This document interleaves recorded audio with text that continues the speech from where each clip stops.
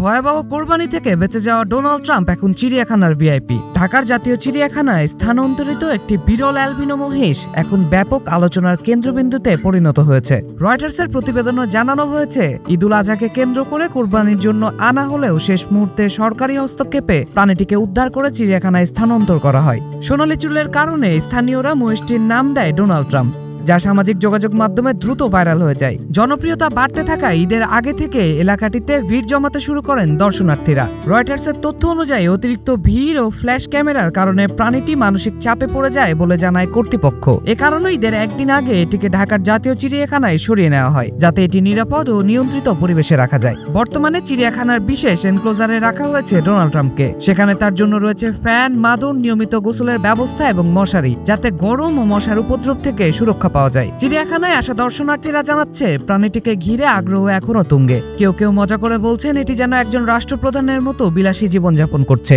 বাংলাদেশে অ্যালবিনো মহিষ অত্যন্ত বিরল হওয়ায় ঈদ মৌসুমে এটি বিশেষ আকর্ষণ হয়ে ওঠে। তবে সবচেয়ে আলোচনার বিষয় হয়ে দাঁড়ায় তার নাম ও ভাইরাল পরিচিতি, যা শেষ পর্যন্ত তার জীবন রক্ষায় বিশেষ ভূমিকা রাখে।